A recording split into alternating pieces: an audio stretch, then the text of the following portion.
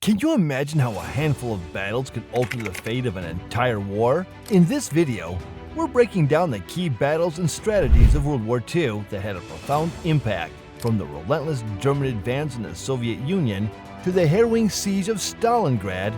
We'll cover the intense fighting and strategic moves that turned the tide. Join us as we delve into the stories of courage and tactics that shaped history. In August 1942, German forces advanced far into Soviet territory, aiming to strike at the country's political vitals before the onset of the winter. Nevertheless, the Soviets were able to put up a fierce resistance and engage the Germans in 4 battles north of Stalingrad. These battles are collectively referred to as the Kotluban operations and were some of the most intense of the Second World War. The Soviets lost 200,000 men, which was a very high toll. But the German attack was slowed down enough to enable the Soviet command to prepare the ideologically significant city of Stalingrad for the defense. In preparation for the coming siege, the Soviet High Command transported hundreds of tons of cattle and grain across the Volga River. But Stalin did not agree to evacuate a single person of the 400,000 civilians who remained in the city. This cold calculus had one single purpose. Since there were still civilians in the city, Stalin thought that it would spur the Red Army to further action in the defense of the city. Moreover, many of these civilians could be mobilized and turned into partisans if needed, as it was done in the past.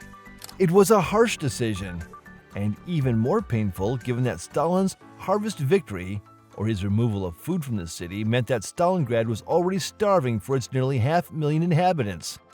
When the German forces advanced, the civilians were forced to dig trenches and other defensive structures. No one could have any doubt that the coming siege would be a tough nut to crack, and the whole city was gearing up for some of the most vicious battles of the Second World War. The Germans underlined this by bombarding the city with a heavy air raid from August 23 to the end of the month. The German bombing transformed the city into a huge crematorium, and thousands were killed or seriously injured. After August 25, the Soviets ceased to report the losses because there were too many of them. The Soviet Air Force was getting airborne to intercept the German bombers, but the fighter escorts attacked them. The German pilots were better trained and more experienced after the failed Battle of Britain, and the Soviet Air Force lost 201 aircraft by the end of the month. By August 31, the Soviet Air Force had only 192 planes, 57 of which were fighters. The Luftwaffe ruled the skies over Stalingrad. The German Sixth Army was the first to experience the strength of Soviet defenses. Lacking in tanks and anti-tank guns, the Soviets used anti-aircraft guns to counter the German tanks. The 1077th Anti-Aircraft Regiment was manned by young women who volunteered for the army and had no or very limited experience in fighting on the ground. The women were very courageous, despite their inexperience, and the Germans had to either blow up or capture all 37 AA guns, only to discover that all the gun crews were women. The NKVD organized workers' militias to confront the enemy infantry. These civilian formations had no training and were often sent to fight without arms. They were cannon fodder in every sense of the word, with the Russian callous attitude to life as hundreds of unarmed civilians were gunned down by the Germans. Those who attempted to surrender or flee were killed from behind by their NKVD officers. The militias were killed in tens, but managed to expend German bullets and minutes, delaying the progress and weakening them for Soviet formations. Inside the city itself, factories churned out tanks even throughout the fighting. There was no time to paint or even equip these tanks with gun sights, and they were literally driven by their crews from the factory floor straight to the front line.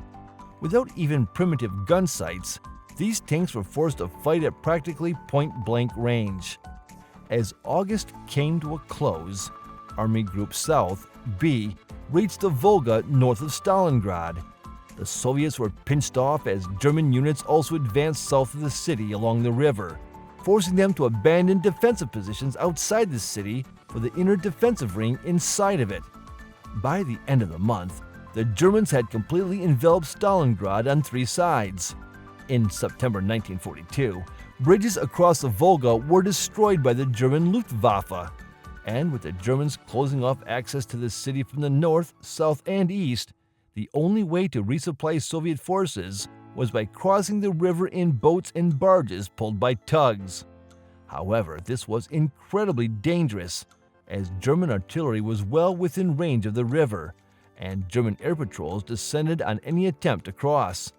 Many Soviet civilians and soldiers died attempting to cross the river, yet the efforts continued, mostly at night, as the defenders inside were in desperate need of weapons, ammunition, and food. On September 5, the Soviets attempted to counterattack and help lift the siege on the city.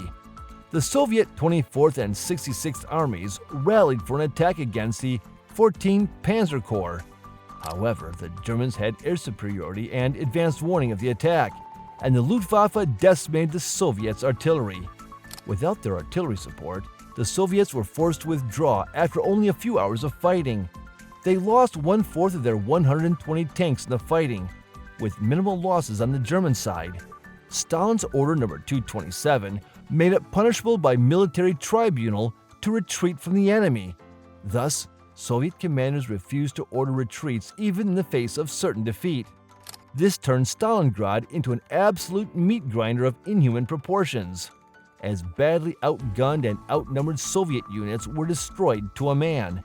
However, a refusal to retreat also severely slowed the German advance, and by the time fighting reached the city in mid-September, the Germans were now fighting block to block. On September 14, the Germans launched a three-pronged attack into the city, hoping to overwhelm the defenders with a speedy maneuver. The 51st Army Corps, 295th Infantry Division, advanced on the strategically important Mamayev-Kurgan Hill, high ground which gave whoever held it command over large parts of the city. The 71st Infantry Division attacked the central rail station and the main landing stage on the Volga, where the Soviets were receiving a steady trickle of supplies and reinforcements from across the river. The 48th Panzer Corps was sent to attack south of the Sarita River to help pin down Soviet defenders. The attacks initially went to plan, and the Soviet 13th Guards Rifle Division, suffering very high losses in its counterattack in the Mamayev-Kurgan and Railway Station No. 1. In just one day, it lost 30% of its soldiers in fierce fighting.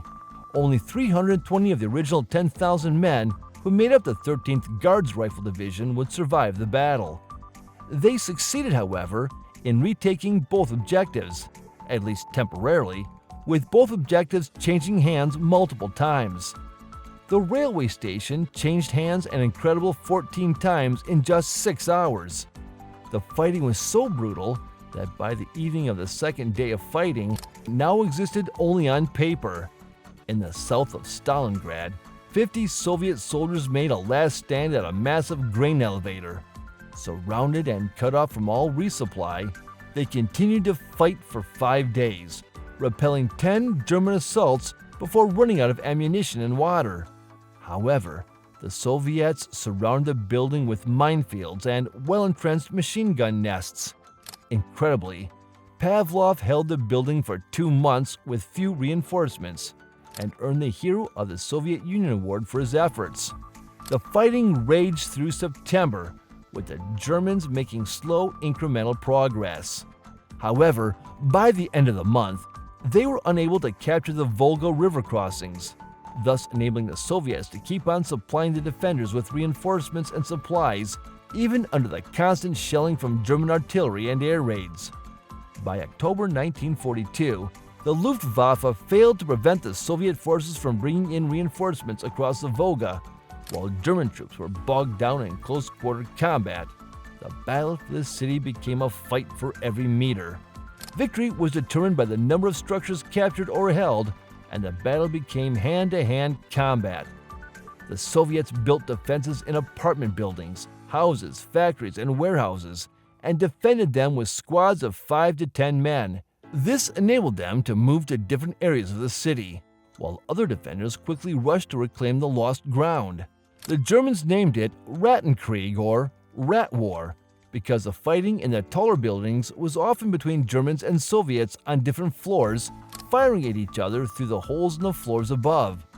Soviet defenders fought to the death, as once they were cornered on the uppermost floor, there was no place to go. They were on what Sun Tzu once described as the death ground, a situation where there is no middle ground, only victory and death, and thus they fought for every single floor. German firepower was ineffective in these engagements, and Soviet commanders capitalized on the urban environment. They instructed units to embrace German forces to prevent them from utilizing artillery or close air support aircraft.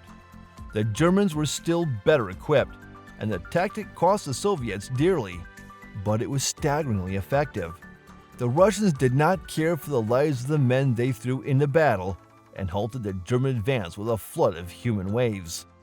On November 24, Field Marshal Erich von Manstein advised Hitler against ordering the 6th Army to attempt a breakout of the encirclement. The commander of the Luftwaffe, Hermann Göring, reassured Hitler that they could deliver supplies to the 6th Army by air. Hitler concurred, dooming the 6th Army. In December, Hitler instructed Army Group A to carry on with the attack on the Caucasus instead of supporting the 6th Army. He thought that the Luftwaffe could deliver the supplies to the encircled army, which required 700 tons of supplies daily, while the Luftwaffe was only able to carry 106 tons per day on average. Realizing this was unsustainable, Manstein again urged Hitler to allow the 6th Army to break out. At the same time, the Soviets targeted the airfields which were used to bring supplies. On December 23, the Soviet 24th Tank Corps moved far into the German rear, aiming at airfields. On December 24, Soviet tanks arrived at Tatsinskaya, and many German planes were destroyed, and the resupply operations had to be shifted to an airfield 190 miles away from Stalingrad, which made the supply operations even more challenging. The air resupply dwindled due to heavy losses from Soviet anti-aircraft guns and fighters, with 165 transport aircraft destroyed and 328 damaged beyond repair. The Germans lost numerous planes and aircrew in the attempts to resupply the 6th Army. On the ground, the Germans launched Operation Winter Storm to break through to the 6th Army.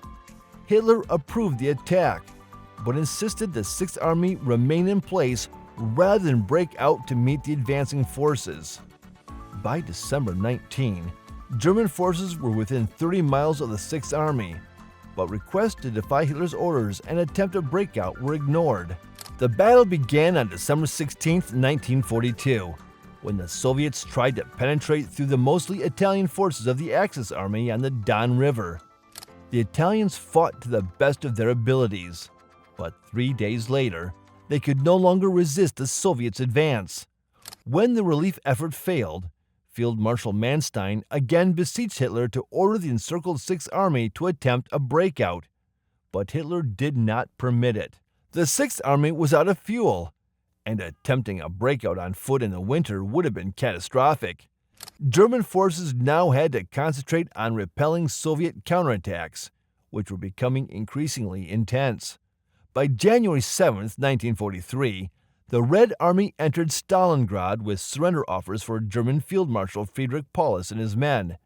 The Germans, who were afraid of retribution from the Soviets, did not surrender immediately. Some of the Soviet citizens were dissatisfied with Stalin's regime, and they fought for Germans, expecting that if they were captured, they would be killed. On the 22nd of January, Paulus received surrender terms for the 7th time, but was not allowed by Hitler to surrender.